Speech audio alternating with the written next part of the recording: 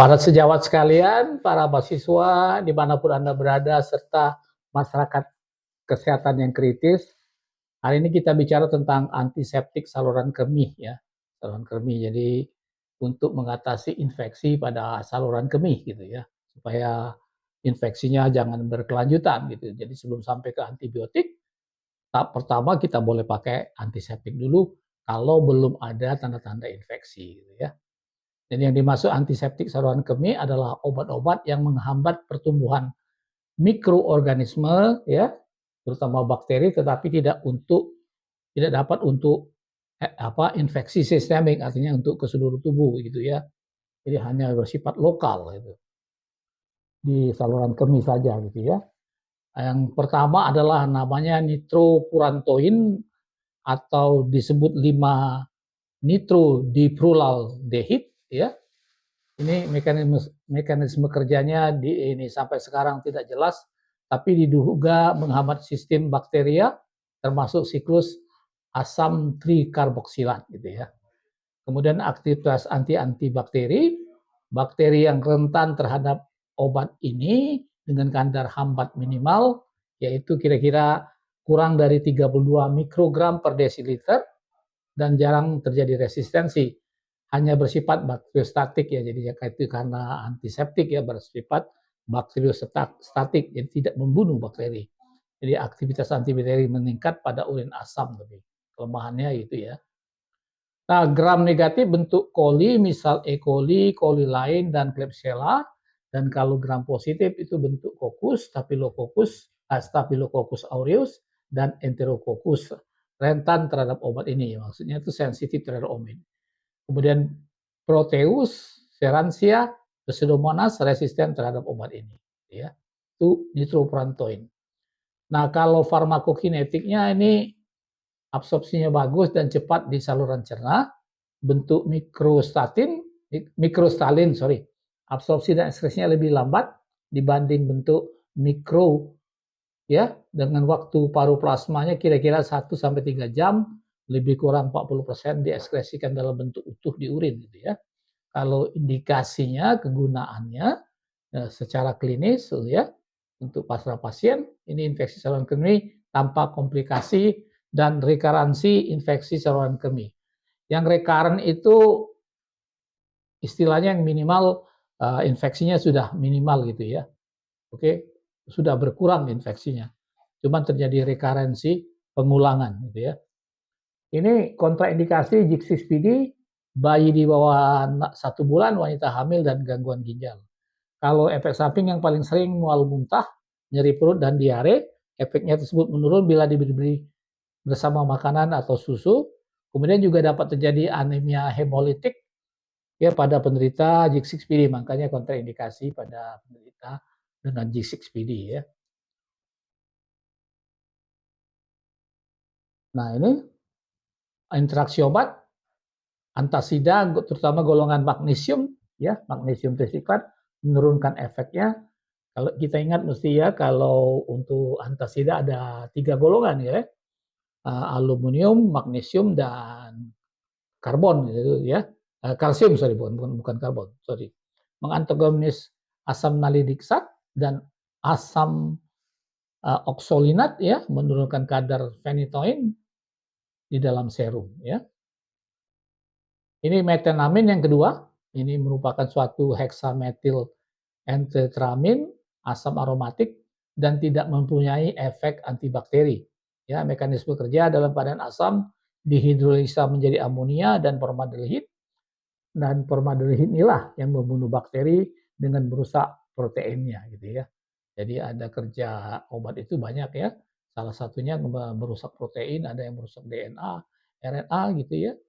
Ada yang merusak dinding selnya, ada yang merusak enzimnya gitu ya.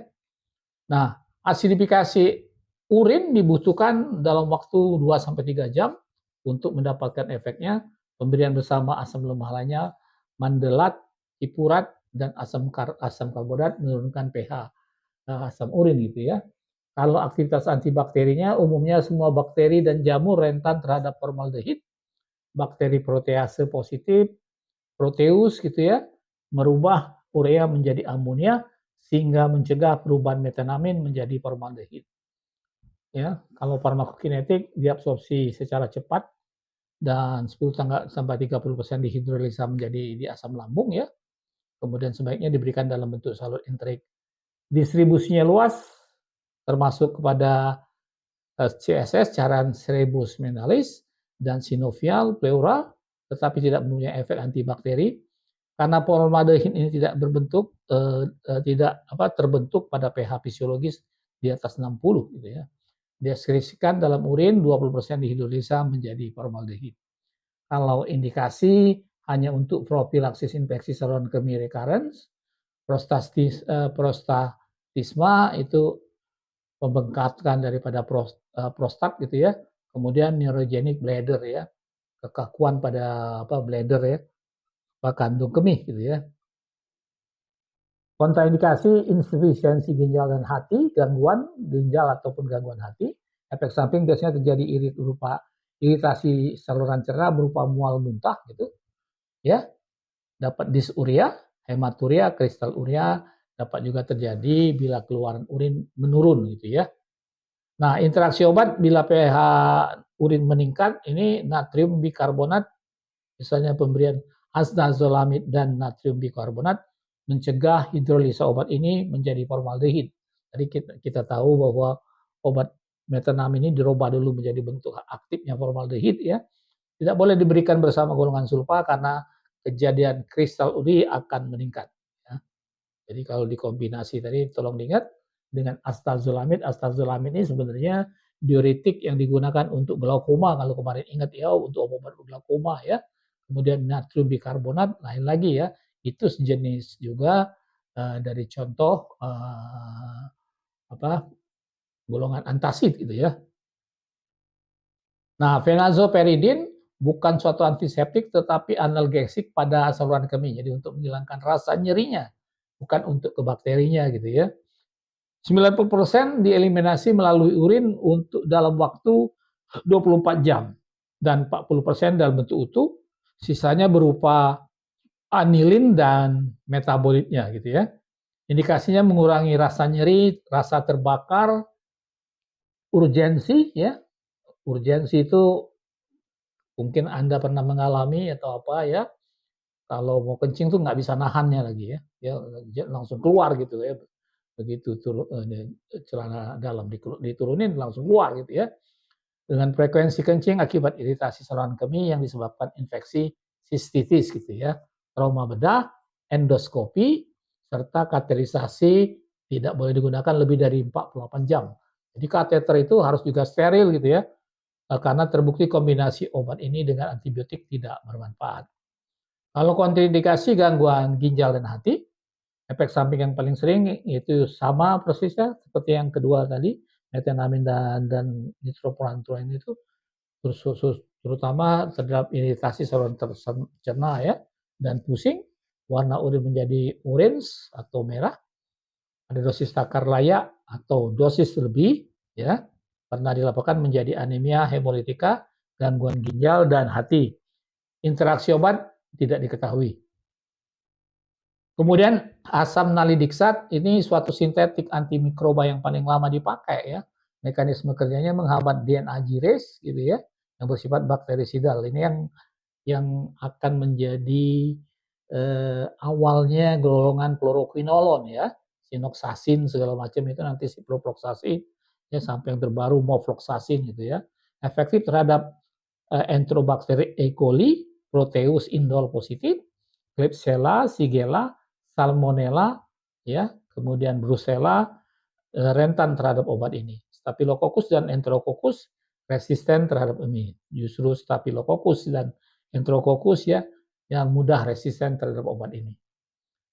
Ini farmakokinetiknya absorpsinya lengkap ya dan diekskresi cepat dalam urin 58% dalam bentuk glukuronid inaktif gitu ya. Interaksi obat juga tidak diketahui.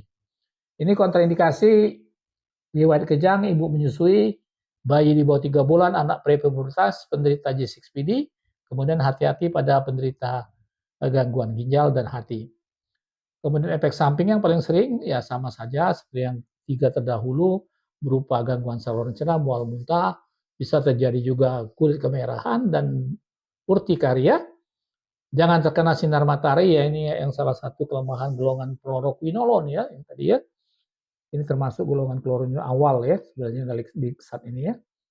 Ya, ini biasanya bersifat apa? Kalau kena sinar matahari ya nggak bisa ya, ya, karena dapat terjadi psikosis toksik dan kejang. Interaksi nitrofurantoin mengantagonis obat ini, kemudian menempati tempat antigolan di serum albumin. Ya. Nah ini sinoxacin yang tadi golongan quinolone ya, sudah ngomongkan tadi yang asam nalidik satu awal daripada sinoxacin ini, sifatnya mirip asam nalidiksat ya, menghambat DNA girase dan bersifat bakterisidal. Aktivitas antibakteri poten terhadap Coli salmonella, kemudian Shigella, Enterobacter, Campylobacter, serta Neisseria gonorrhoeae gitu ya. Jadi ini khas untuk sinoxacin, biasanya dipakai untuk gonorrhoeae atau kencing nanah gitu ya. Jadi pasien-pasien yang kencing nanah kita kasih obat ini ya. Kalau farmakokinetiknya ini absorpsinya cepat dan hampir komplit di saluran cerna dan 60% dalam bentuk utuh dan sisanya metabolit inaktif. Indikasi infeksi saluran kemih tanpa komplikasi dan recurrence gitu ya. Kalau sudah komplikasi nggak bisa lagi dipakai golongan ini yang lebih tinggi lagi yang kita kasih ya. Nah, sinoxacin kontraindikasi anuri, nggak orangnya nggak pipis, anak prepubertas, wanita hamil dan menyusui. Ya, yang paling sering efek samping balik lagi sama seperti yang lain ya, mual muntah, hipersensitivitas, pusing, sakit kepala, dapat juga terjimbul insomnia, tinnitus dan pandangan kabur. Interaksi obat juga sama kayak nalidiksat tadi, nitrofurantoin juga mengantagonis obat ini, meningkatkan kadar tiofilin dalam plasma, antasida menurunkan absorpsinya. Jadi tolong diingat ya para sejawat, rekan mahasiswa, antasida itu paling banyak obat-obat gara-gara antasida ini efeknya menurun ya, karena antasida rata-rata menurunkan absorpsi banyak obat gitu ya. Tolong ingat itu ya. Jadi hati-hati, jangan mentang-mentang misalnya ada pasien dengan mual muntah langsung antasida. Anda pikirkan dulu obat apa yang akan Anda kasihkan bersama dengan antasida itu ya. Tolong ingat itu. Kalau kasus-kasus infeksi hati-hati ya. Kasus-kasus infeksi hampir 60% mungkin ya. Antibiotik itu diantagonis oleh antasida. Gitu ya. Nah yang baru adalah fosfomisin ya, adalah suatu antibiotik spektrum luas yang digunakan sebagai alternatif pengobatan infeksi saluran kemih, terutama kalau untuk kasus tidak efektifnya antibiotik lain atau adanya resistensi. Ini terbalik ya kalau ya. Mekanisme kerja ada 3 cara menghambat enzim murah atau UDPN, asetilglukosamin ya, enolvirofil transferase mempengaruhi sintesa peptidoglycan, dan ketiga adalah mempunyai aktivitas antibakterisidal. Kalau indikasi infeksi saluran kemih non komplikasi, pielonefritis ya sudah kena ke arah ke ginjal gitu, udah naik ke atas. Kemudian infeksi bakteri multidrug, ya. Kemudian prostatitis gitu ya, infeksi pada prostat gitu ya. Kontraindikasi hipersensitivitas, gangguan ginjal berat, pasien hemodialisa, gangguan hati berat, dan wanita hamil serta menyusui. Tolong ingat ada 5 kelompok risiko, salah satunya adalah wanita hamil dan menyusui. Jadi ada 2 itu ya. Kalau efek samping gangguan saluran cerna, sakit kepala, pusing, vaginitis ya. Jadi walaupun dipakai untuk ISK, hati-hati pada pasien wanita ya, bisa juga terjadi vaginitis gitu ya. Kemudian efek hepatotoksik gitu ya. Interaksi obat metoclopramid dan domperidon menurunkan efeknya. Kedua obat ini dikenal sebagai antiemetik ya, kalau Anda membaca atau sudah mendengar tentang obat-obat anti mual muntah ya di YouTube saya sebelumnya. Kalsium dan magnesium suplemen menurunkan efeknya, aminoglikosid meningkatkan efek neprotoksiknya, kemudian furosemid meningkatkan gangguan keseimbangan hipokalemi dan hipernatremi. Dosis untuk infeksi saluran kemih non komplikasi cukup 3 gram ya per oral dosis tunggal. Kalau untuk yang infeksi saluran kemih recurrent 3 gram selama 10 hari. Jadi cukup besar dosisnya ya. Nah, yang terakhir adalah ekstrak cranberry gitu ya. Ini jenis buah-buahan yang digunakan untuk sebagai pencegah infeksi saluran kemih pada wanita dengan infeksi recurrent. Mekanisme kerjanya tidak seperti antibiotik.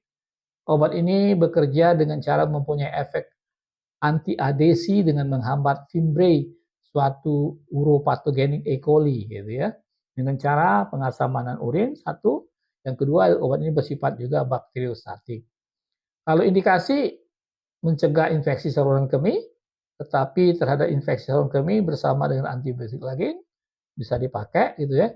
Juga dapat bersifat antioksidan cranberry gitu ya. Buah cranberry, ekstrak cranberry, kontraindikasi alergi penyakit yang dapat mendapat warfarin anti perdarahan ya atau ya kelompok yang berisiko perdarahan, batu ginjal, diabetes, penderita GERD ya, GERD gastroesophageal reflux disease, kemudian wanita hamil dan menyusui, kalau efek samping gangguan saluran cerna berupa diare dan mual muntah, sakit kepala dan dizziness, vaginitis, kelelahan dan fatigue gitu ya.